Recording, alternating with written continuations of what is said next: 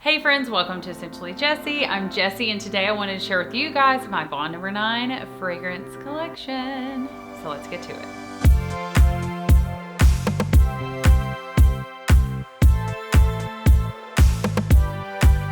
So glad that you guys are here. If this is your first time, welcome. If you are coming back, thank you so much. I'm here every Monday, Wednesday, and Friday releasing new fragrance content for you guys.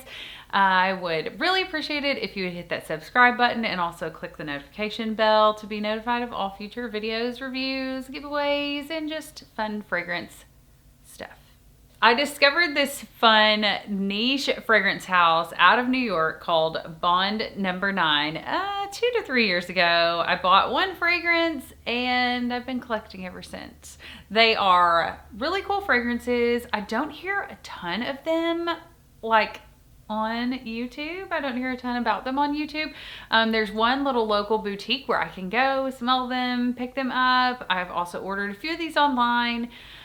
Blind buying them, yeah, kind of scary. But anyway, it was, I just love this house, and I will say that their fragrances are all so different and unique from one another. So I have probably something for everyone in here. And they have so many fragrances, and the bottles are all so cool. Bond has released 146 fragrances since 2003. That is a lot of fragrances, and they have a new one launching soon. I can't remember what it's called, but I did get an email about it. So that is exciting. Most of them are meant to be unisex. Some of them are obviously more feminine, and some of them are obviously more masculine.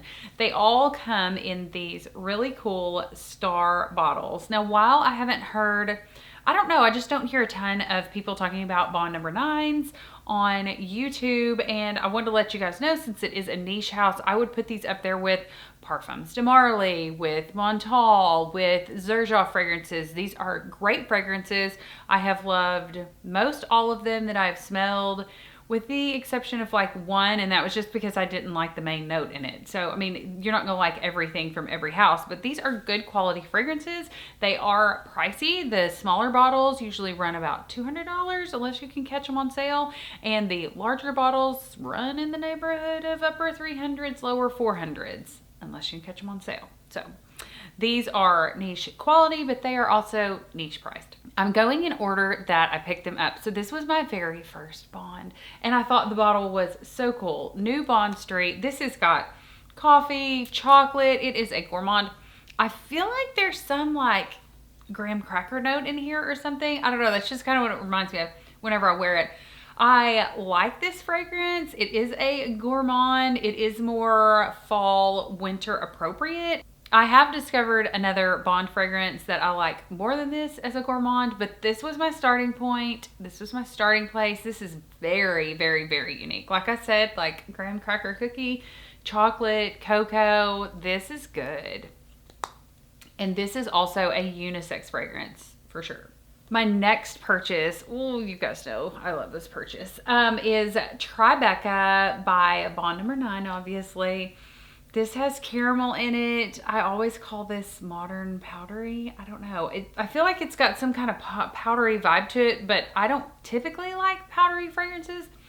But this is more of a, I don't know, gourmand, modern powder. I don't know. Like Rehab from Initio also gives me these same vibes-ish. But this is more gourmand. So this is Bond number 9's Tribeca. This was my second Bond purchase, and boy, did I fall hard for this. I love this one. Next, I bought a fragrance trio from Bond number 9, and Scent of Peace was one of the fragrances in it. This is a gorgeous, easy to wear, like spring, summer signature scent. So, so good. I have a full review of this fragrance and the next two. I can link that in the description box below. But Scent of Peace, they do make a Scent of Peace for him. All of these bottles can also be purchased with Swarovski crystals all over them. If you want to pay a little more, that's kind of like House of Sillage. They have like the lower end, more regular bottles, and then they have the over the top Swarovski crystal bottles that are beautiful, but for me, because I'm a perfume collector, it's just not worth it to me. But this is Scent of Peace for Her by Bond Number 9. Next, I have Madison Avenue. This also came in the trio. The more I smell this, the more I think I'm gonna sell it. I really haven't worn this one, and yeah, I'm just not that crazy about it, and I'd rather someone have a fragrance who really loves it. This is very feminine, obviously. By the bottle, you can tell it's really feminine. It is a beautiful fragrance. It's just not one that I am gravitating toward at this time.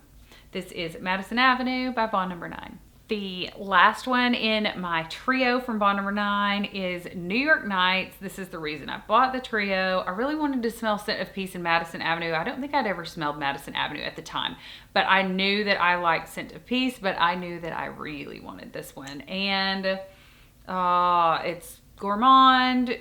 I've been wearing this all fall and winter. It made my top 10 fall list. It's made my top 10 everything list, I think, for the season that we're in. It's a gourmand. It's beautiful. I love the shiny bottle. I just think it's so cool. Anyway, that's New York Nights by Bond Number 9.